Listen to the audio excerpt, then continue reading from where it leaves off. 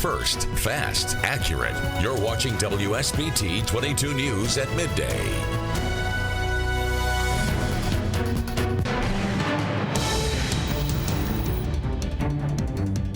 He was hell-bent on creating the carnage and the damage that he did. We start with breaking news out of New Orleans at midday, where a terrorist attack killed at least 10 people overnight. 35 more were hurt when a truck plowed into a crowd along Bourbon Street around 3 a.m. today, New Year's Day. WSBT22's Bennett Wise is in New Orleans right now. And Bennett, you've been there all week covering Notre Dame's appearance in the Sugar Bowl, but today's attack has shocked the city and fans visiting for the game. Kristen, it has. People woke up to notifications on their phone. They turned on the local news. They heard the sirens here on the street. Canal and Bourbon Streets. Canal runs this way. Bourbon Street is where the scene is happening right now, down that way. Two of the busiest intersections in all of New Orleans, and people are shocked, somber.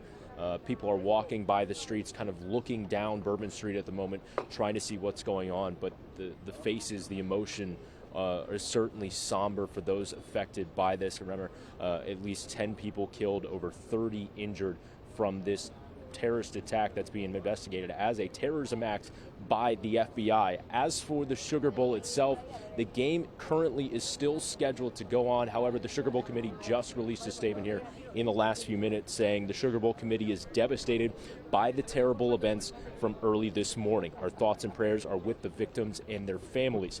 We are in ongoing discussions with authorities on the local, state, and federal levels, and will communicate further details as they become available. But what was supposed to be a celebration of New Year's 2025, the celebration of a new year, the Sugar Bowl here in New Orleans that has brought thousands of Georgia, Notre Dame, and football fans to New Orleans, has certainly been tainted by what is a terrorist act, according to the FBI. Kristen. Bennett, thank you so much. First, fast, accurate. You're watching WSBT22 News first at 4. I think shock was my initial reaction, especially knowing that we were so close and we had literally just left that area. We are off the top first at 4 with breaking news on the deadly terrorist attack on Bourbon Street in New Orleans. Here's what we know right now. 10 people are dead and dozens more hurt in the overnight attack where a driver in a truck plowed into a crowd. And just hours ago, we learned the Sugar Bowl matchup featuring Notre Dame and Georgia has been postponed. Notre Dame President Father Bob Dowd releasing this statement, saying in part that our prayers are with the family members and loved ones of all of those impacted by the terrible attack in New Orleans early this morning. We also pray for all of those injured and extend our deepest gratitude to the brave first responders who risk their lives to protect others. To be in solidarity with those who suffer is to exemplify the spirit of Notre Dame. Today we are in solidarity with all of those impacted by this tragedy. The WSBT22 sports team is staying in a hotel not far from the scene. They have been there all day talking to witnesses about what they saw.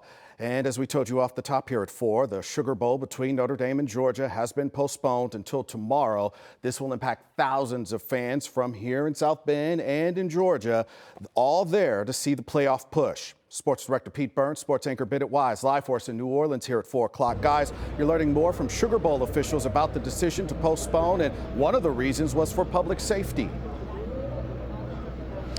Yeah, John, public safety. I think the primary reason why at this point that game is postponed, public safety, and then the safety of players and coaches, everybody involved in the game. But I think it's important to say that at this point in time, even talking about a football game seems a little bit out of place given the nature of the tragedy that was witnessed here just hours ago. I want to give you a sense of where we're at. We're on Canal Street right now, which is one of the major streets running through the heart of downtown New Orleans. Our hotel where we're staying is about 2 blocks in that direction, and right behind us now, Bennett, that is Bourbon Street, the entrance where the driver unfortunately drove down last night or early this morning, killing those people and injuring several others.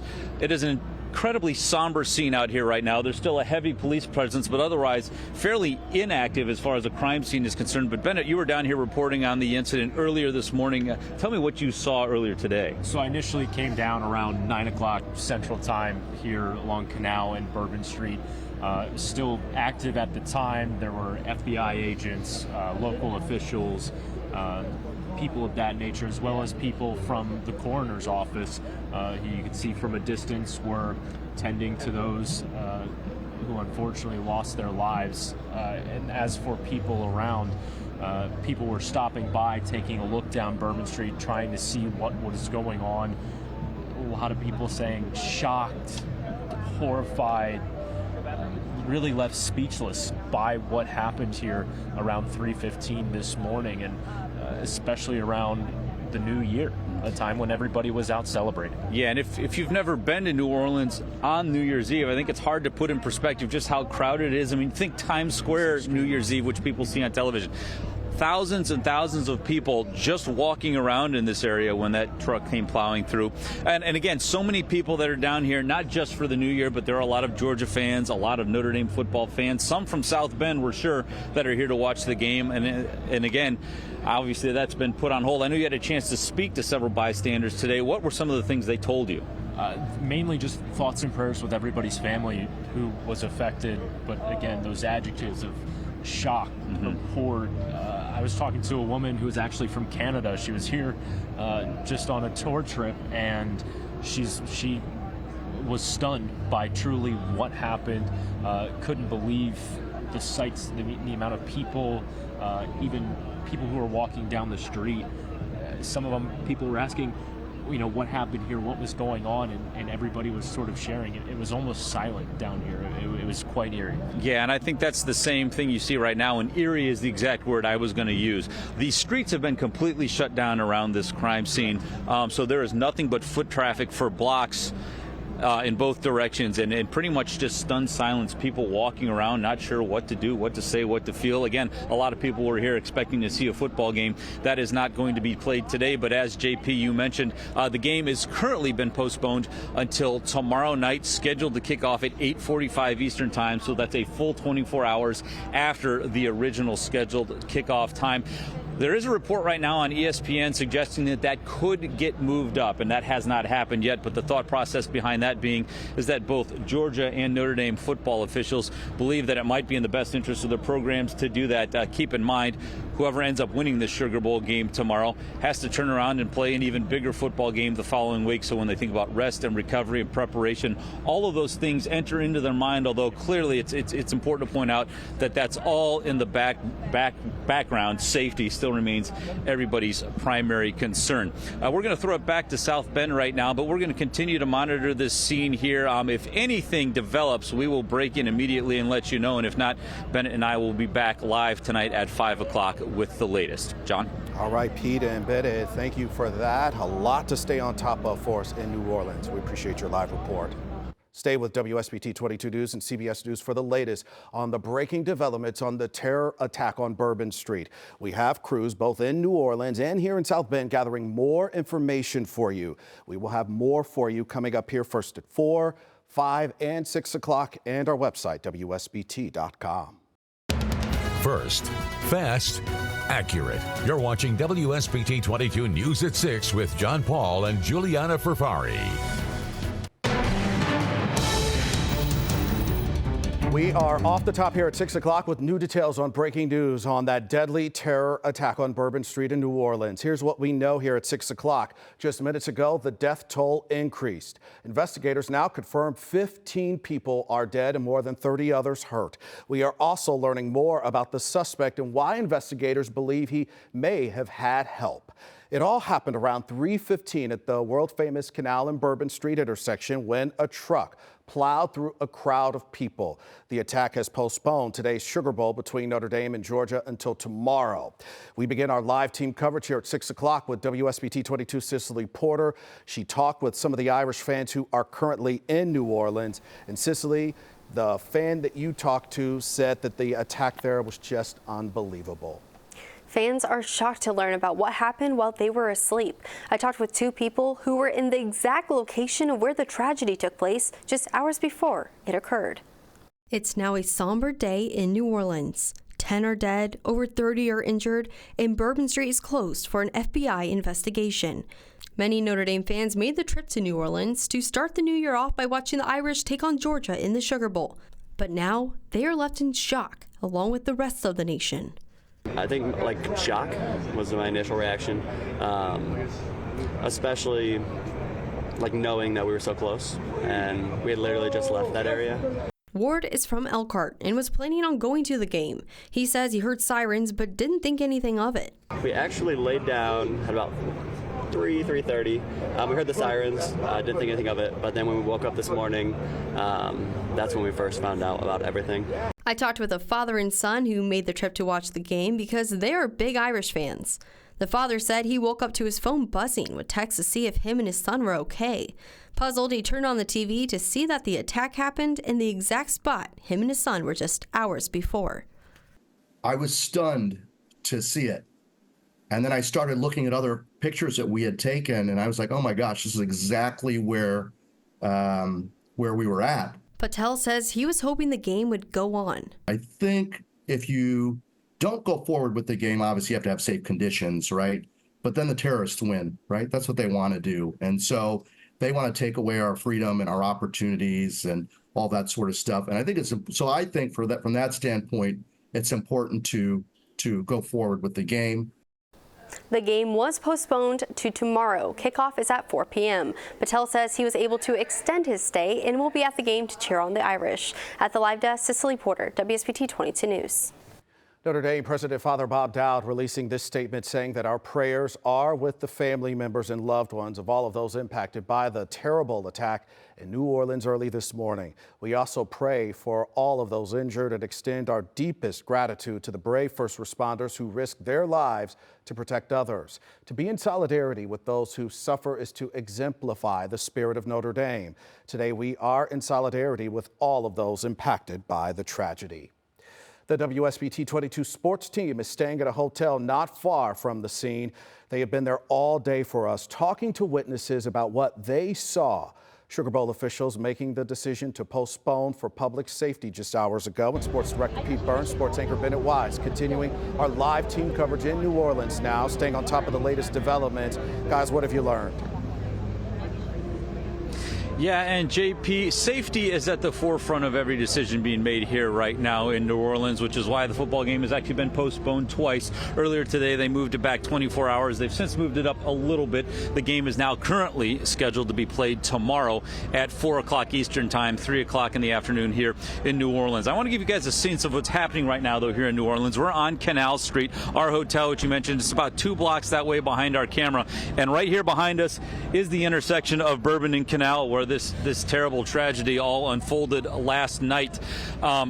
It's still an active crime scene, although not nearly as hectic as it was earlier in the day, and there are lots of people just walking up and down the street here, kind of an eerie sense, Bennett, because the street has been shut down. But you were here most of the day, and it was quite a different environment earlier this morning. I think I came out to the street right here around 9 o'clock Central Time, 10 o'clock Eastern, and you had some people walking along the sidewalk, peering down Bourbon Street to see what was going on. Some people hadn't heard the news yet. If you didn't get a notification or text from anybody, a loved one. It was quiet. The last few days when we've been here, this entire street at all times was blaring music, and people were laughing and having fun, and that all changed early this morning. And when I was out here at 9 o'clock, you could see multiple coroner vehicles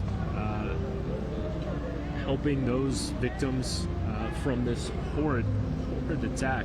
And you could sense from people just the fear, the worry, and the sorrow that they have for all the events that transpired. Yeah, now at the moment, the scene appears to be much more secure than it was earlier this morning.